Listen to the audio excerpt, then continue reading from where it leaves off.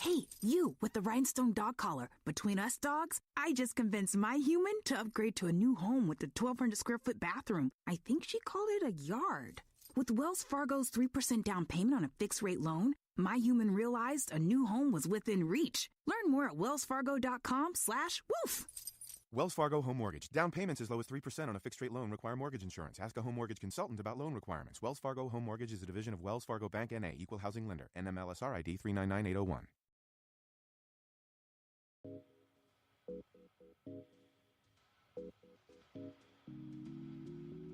Welcome to Straight No Chaser. So grab a glass and join your hosts, your girl MBZ, Pastor C, Thin Bad, and the Chief.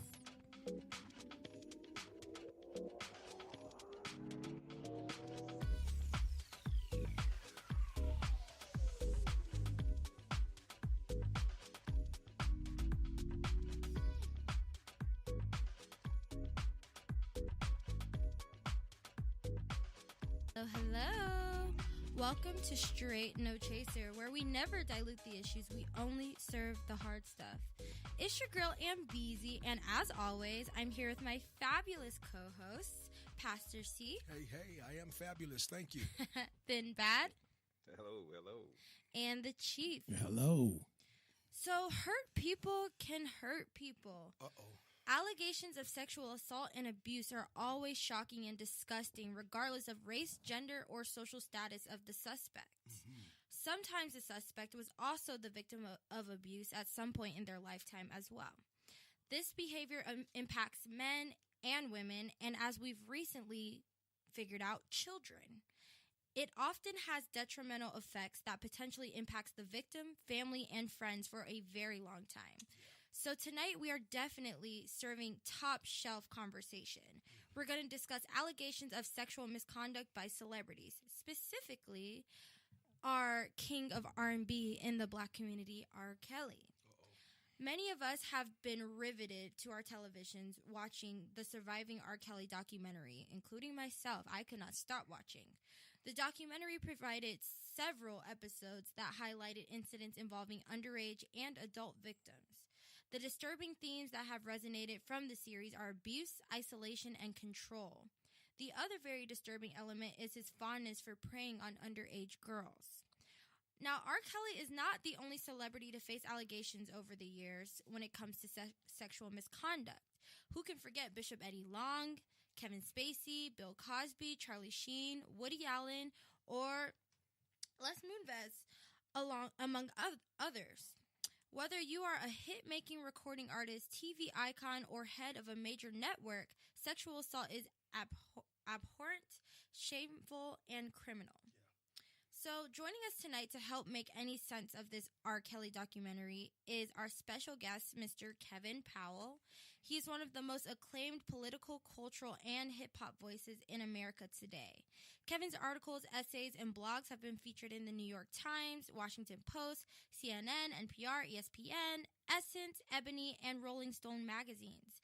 He was also a senior writer and founding staff member for Vibe magazine. It's a vibe, y'all.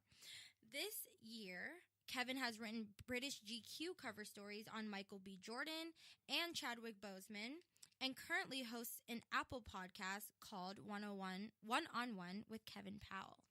So, Kevin, welcome to the show. Welcome, Kevin. How you doing, Kevin? Greetings to you all.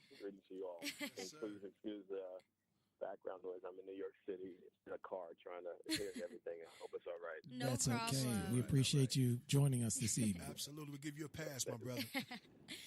Thank you for having me.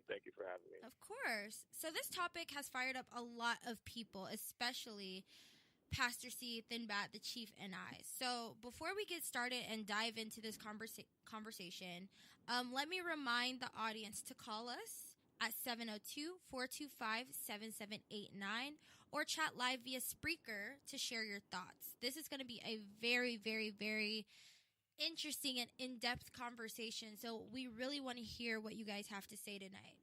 So let's begin with a question, and then I'm sure the guys will be jumping in all over this topic. So My question is probably the same question that's been floating around, and that is, how is R. Kelly able to get away with this and for so long? Like, how was he able to cover this up before this documentary like this? Well, let me say this. So you mentioned Vibe magazine. I was working for Quincy Jones's Vibe magazine from 1992 to 1996. And I interviewed a lot of people during that time, Tupac Shakur, Snoop Dogg, a bunch of folks. And one of the people I interviewed was actually Aaliyah. I did one of the first interviews with her. Oh, wow. She was about 15 years old, as y'all know. And Wow. What I remember from the interview is how much she talked about Robert, as she called R. Kelly, his full first name. And I thought it was very off, that this young lady was talking about him. And it wasn't, she didn't mention any romance or anything like that, but it felt more than a mentor-mentee kind of relationship. And I remember saying to the folks at Vibe that this is something that's worth looking into. And we were actually one of the first magazines that published, if not the first magazine that published the marriage certificate that showed that they actually had gotten married, and her age was fake to be 18 or 19 years old. And the thing is, so this is not new. Right. This has been talked about for a long time. People, why has this gone on for so long? It's called patriarchy. It's called sexism. It's called a system of oppression, just like racism is a system of oppression. Protects racist white people. Patriarchy, sexism protects us men, no matter who we are. It's not just about R. Kelly, but it's really about all of us. And because there's a whole bunch of people who have been enablers throughout. And it's not just R. Kelly. I mean, Marvin Gaye was married to a 17-year-old woman. Elvis Presley was dating Priscilla Presley when she was a teenager. Absolutely. Jerry Lee Lewis. We can go through a list of people, who were with underage girls. And it was people looked the other way. And so I literally have heard these stories about R. Kelly for about 22, 23 years. Absolutely. But there's also a conversation we need to have about this obsession with celebrity, with fame, and not forget the fact that we put people on pedestals, and also the fact that a lot of the women that he preyed on were from poor communities, like the kind of poor community that I come from, where you can pay people off, and you can, and they're not valued. And then let's be real about it: the lives of black women and black girls are not valued the way the lives of white women and white girls are in this country. Right. And so that's why it was ignored for a long time, which says a lot about us as a people, black men and black women, that we didn't take seriously all these allegations as they were happening. I mean, there's a writer from one of the Chicago newspapers who has literally been writing about this since the year 2000. That's, I wrote about it in Essence Magazine about 10 years ago. I got cursed out by people. Wow. Saying, like, how can you talk about this stuff? Me and some other black put a 20. Google BK Nation R. Kelly petition. That's my organization, our nonprofit. You'll see a petition. Only 2,000 people signed that. There's 300 million people in this country. Wow. There's 40 million black folks in this country. So, there's a lot of stuff that has to be unpacked here around systems of oppression, about class and poverty, about obsessions with fame, and then how we enable dysfunctional behavior. And then for me as a historian, I can't ignore the fact that, when you talk about the many things that we see in the black community specifically, and I love our people, I love being black, but there's no way I can ignore the fact that things like slavery and segregation have had a profound effect on us. And literally a lot of the things that happen to us, we internalize. Yes. As you all say in the name of your program, hurt other people. This stuff gets passed from generation to generation. Absolutely. So many of us have experienced violence and abuse and sexual assault in different forms. It's all over our communities, but there's also this thing where we don't talk about stuff. And that's dangerous. Yeah. That's destructive to us. And I think this is where we need to get to this, and this is why people are shocked about, surviving R. Kelly. I'm like, this has been happening. Sure. It's all over our communities. Well, Kevin, you've written extensively about R. Kelly, and I know you've done Stop things. for a second. I don't want to dominate the conversation. Oh, no, you're No, fine. you're doing great. You're speaking our language. That's right. I know you've done a lot of work with Vibe magazine and trying to get this story out years before it was, I guess, politically correct. But one of the things that I've been wondering, because I watched the series, I've watched the first 3 episodes. I couldn't watch anymore. As a father of 2 girls, after I saw that same pattern of preying on people and isolating the young ladies from their families and so forth and so on, it was pretty obvious what this guy's about. My question is, I was just really astonished at some of the parents that seem to miss all of the signs. And I just want to know, did you find that in your research? Because, for example, I remember the one couple from Florida, and, your heart breaks for them. But I just can't imagine that I've got a gut feeling something's wrong, and then someone tells me, well, I'm going to put a guardian on your daughter, someone I don't know, never met. And then all of a sudden, I'm just, okay, that's good for me. Well, let me jump in really quick, because I think that in our guest's opening statement, he really gave us some great feedback about the idea of what it means to be a celebrity. And I think that, when it comes to the case of the parents who are from Florida, whose daughter is still with R. Kelly today, if you listen to the story, it really is one of those things where, okay, so she texted the parents saying that she was gone or whatever. She was at the hotel room with R. Kelly. She comes downstairs. She tells the parents, oh, well, it was an audition. You're messing this up, blah, blah, blah.